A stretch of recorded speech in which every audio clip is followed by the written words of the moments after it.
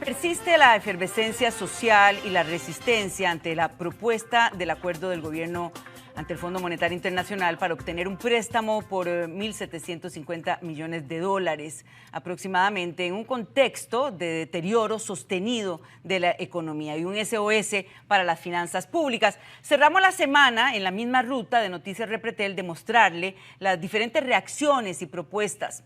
Recaudación y eficiencia del Estado, puntos además en debate. Nos acompaña la economista Sofía Guillén, quien ha generado también propuestas, posibilidades desde sectores sociales como consultora. Muchísimas gracias, Sofía, por acompañarnos.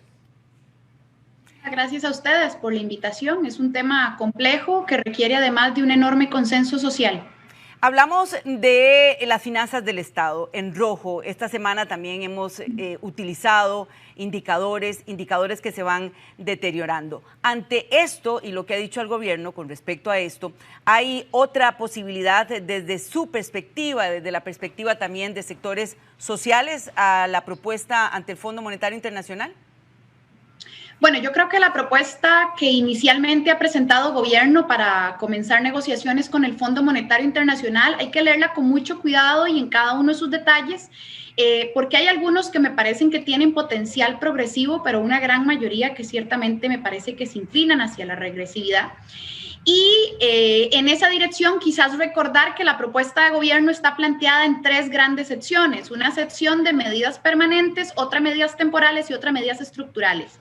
En las medidas permanentes vienen algunas cosas como, por ejemplo, algunas que tienen potencial de progresividad, que yo creo que habría que asegurarse de que realmente se hagan bien, como el mini capitulito que ponen de lucha contra el fraude, que me parece que ciertamente hay que combatir el fraude fiscal, pero que más bien esa pequeña línea se queda muy corta en lo que el gobierno está proponiendo y que más bien ahí hacen falta iniciativas puntuales que están en la Asamblea Legislativa y que no se impulsan y tampoco el gobierno las pone sobre la mesa en esta propuesta. Por ejemplo, en la Asamblea Legislativa está en el expediente 20.437, el 21.414, el 21.184 y el 21.769. 4 proyectos para combatir diferentes portillos de fraude fiscal. Pero el gobierno no incluyó nada de eso en su línea que menciona de antievasión. Entonces es muy débil, lo progresivo que viene es muy débil, habría que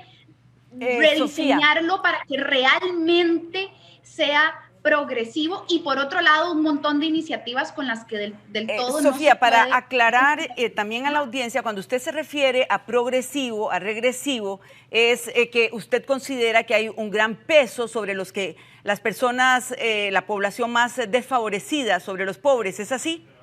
¿Es eso sí, claro, lo que usted dice?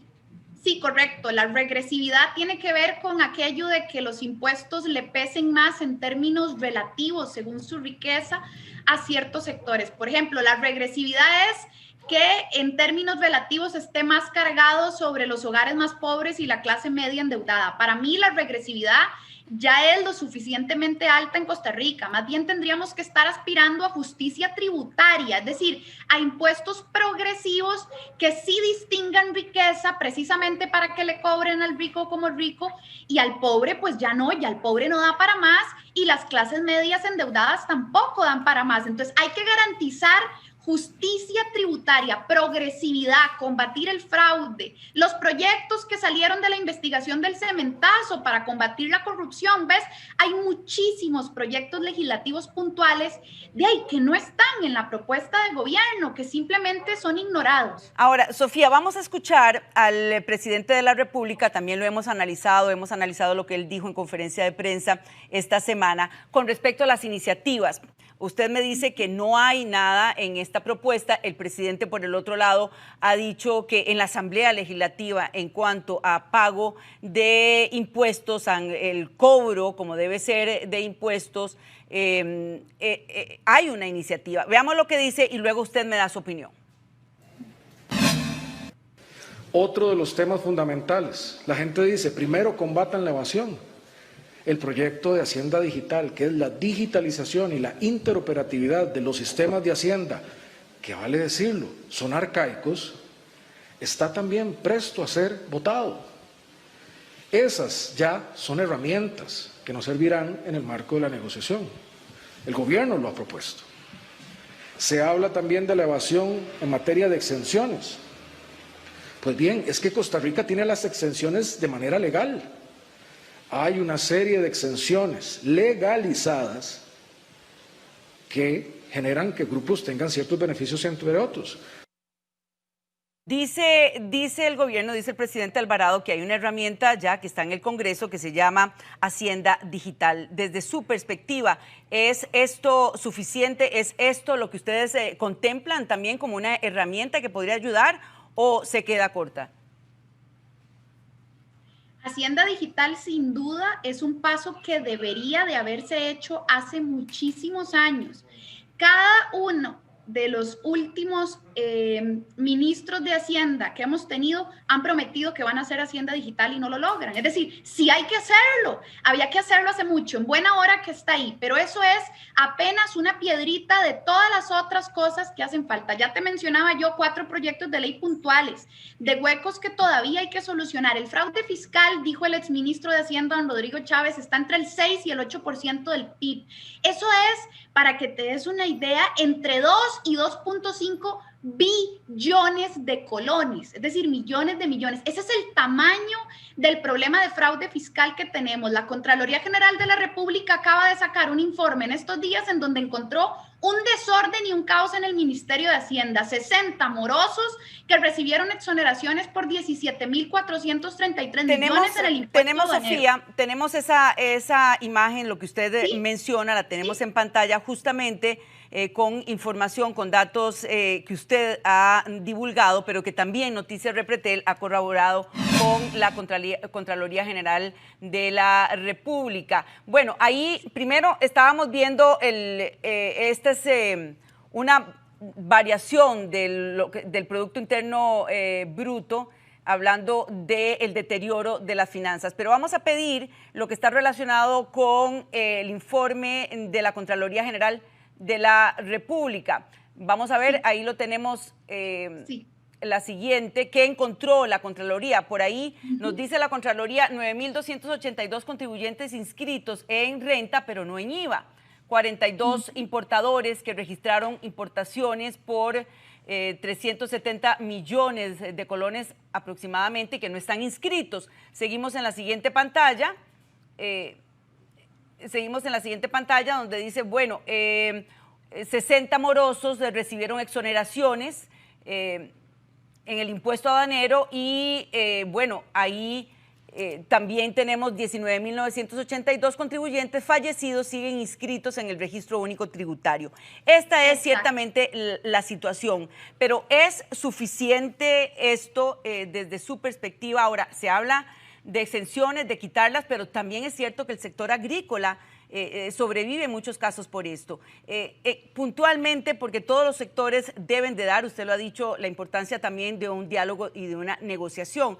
La perspectiva desde los sectores sociales también aportando esto. Totalmente. Bueno, como bien indicaban ustedes en esas tablitas, la evidencia es que el problema del fraude fiscal y del desorden hacendario es muy grande. Se necesitan medidas como la de Hacienda Digital, sí, estoy de acuerdo, pero también todos los proyectos de ley que hacen falta que avancen en la Asamblea Legislativa. Y por cierto, ahí la Asamblea Legislativa debería socarse, ¿verdad? Porque también la Asamblea habla mucho asunto, pero no avanza en proyectos de combate al fraude y combate a la corrupción. Sobre lo que usted me plantea, además de las exoneraciones, otro tema importantísimo. Pero vean qué interesante, ¿cuáles exoneraciones está quitando gobierno en la propuesta del Fondo Monetario Internacional? Está levantando la exoneración que está vinculada con la lotería, la cual pasaría a pagar. Está quitando las exoneraciones a las cooperativas que tienen en unos casos tarifas diferenciadas y en otros exenciones, les quita la correspondiente al margen de utilidades.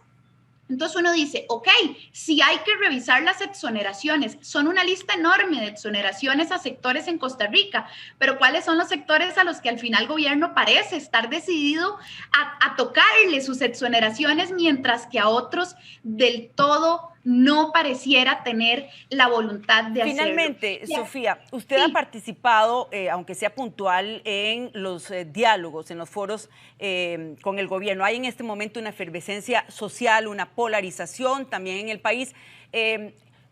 ¿Cuál es su percepción sobre esto? ¿Los diálogos han funcionado? ¿Los foros han funcionado? ¿Qué se propone desde las organizaciones sociales? Y si usted ha estado también en estos movimientos que vemos en estos días, rápidamente, porque tenemos que finalizar, pero queremos escuchar su posición. Bueno, rápidamente, ¿qué es lo que yo he visto de las convocatorias de diálogo de gobierno?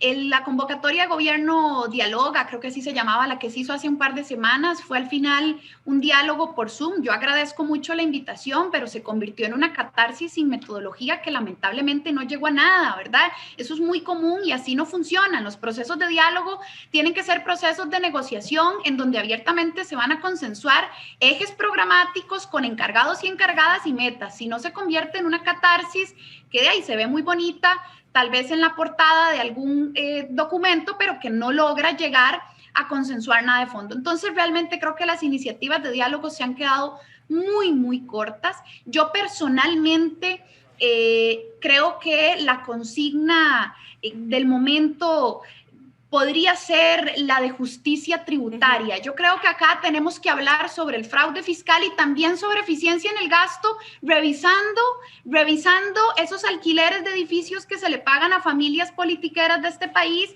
y revisando los procesos de licitación de obra pública. De eso hay que hablar.